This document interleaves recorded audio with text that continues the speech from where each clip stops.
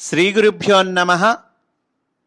మన సంస్కృతి ఈ గ్రంథములో పాశ్చాత్య దేశములలోని సాధకులు కొందరు భారతీయ సంస్కృతిని గురించి అడిగిన ప్రశ్నలకు మాస్టర్ ఈకే గారు అందించిన సమాధానములు పొందుపరచటము జరిగినది. అటువంటి ఈ గ్రంథమును మనము అధ్యయనం చేస్తూ ఉన్నాము.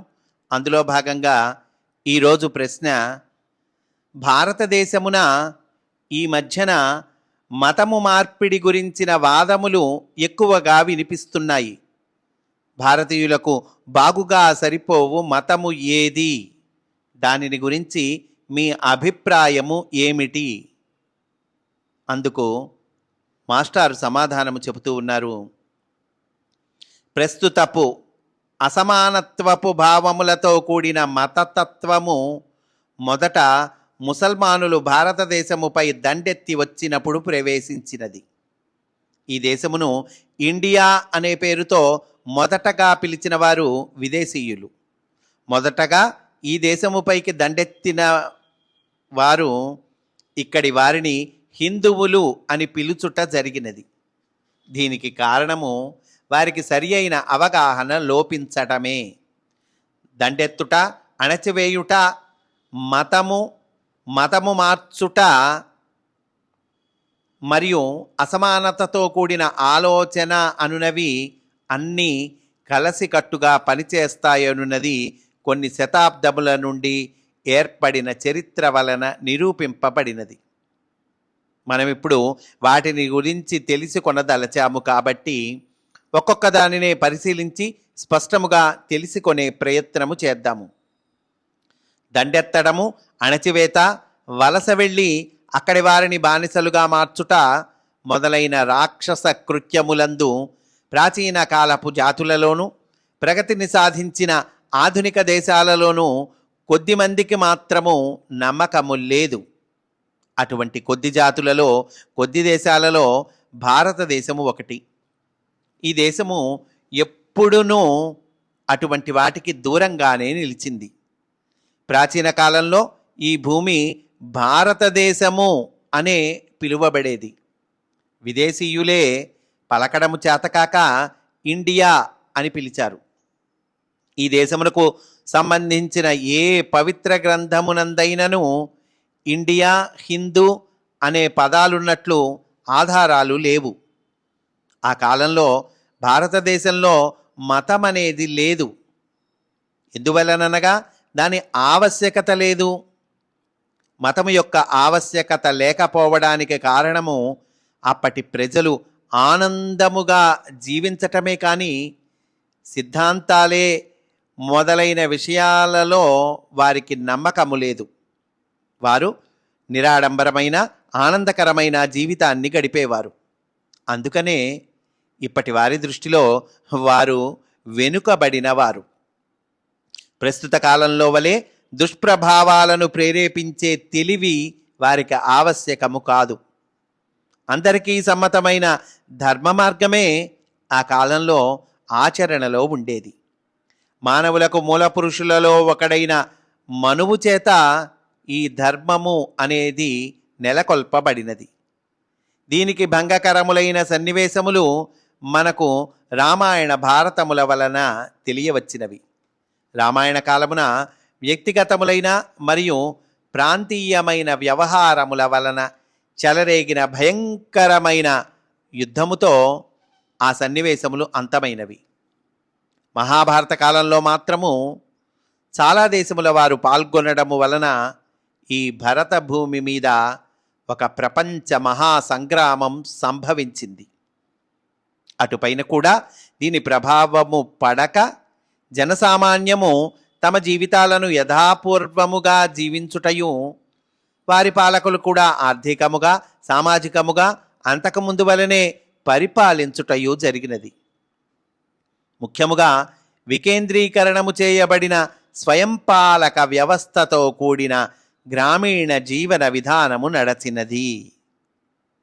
పరిపాలకుల మధ్య రాజకీయములైన యుద్ధములు జరిగినప్పటికీ ప్రజాజీవనమునకు మాత్రము వారు ఎటువంటి విఘాతము కలుగజేయు మూర్ఖతను చూపలేదు.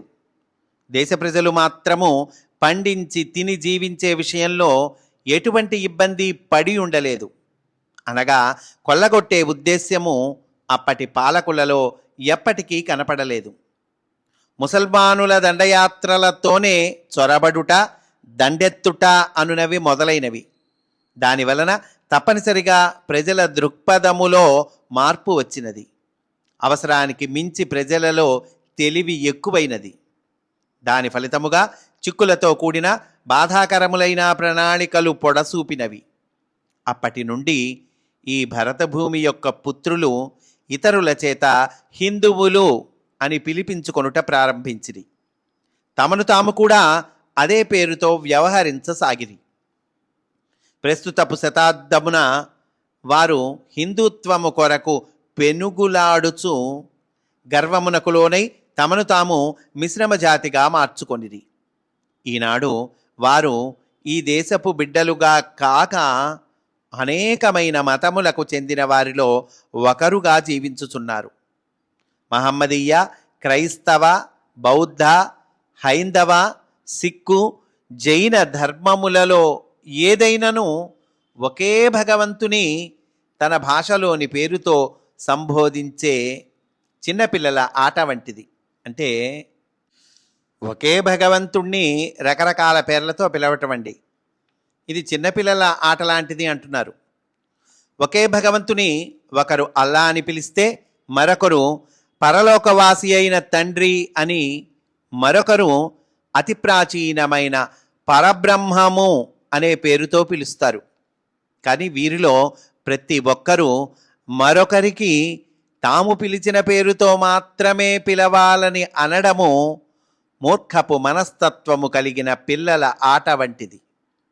మానవ జాతికి తండ్రి వంటి వారైన రాముడు, కృష్ణుడు, బుద్ధుడు, జీసస్ మొదలైన వారు మానవులతో వ్యాపారము చేయ తలపెట్టలేదు. కాబట్టి వారెప్పుడూ మతములను స్థాపించే ప్రయత్నము చేయలేదు.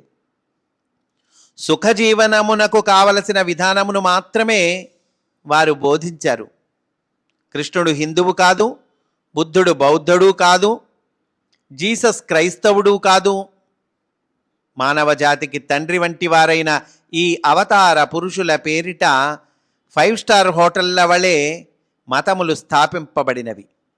ఈ సందర్భంలో నేను భావించేదేమంటే, ప్రతి ఒక్కరూ తమను తాము నిజాయితీగా పరీక్షించుకొని ఈ దేశముపై శత్రుత్వము వహించిన ఇతర దేశముల వారికి అమ్ముడుపోకుండా జీవించాలి.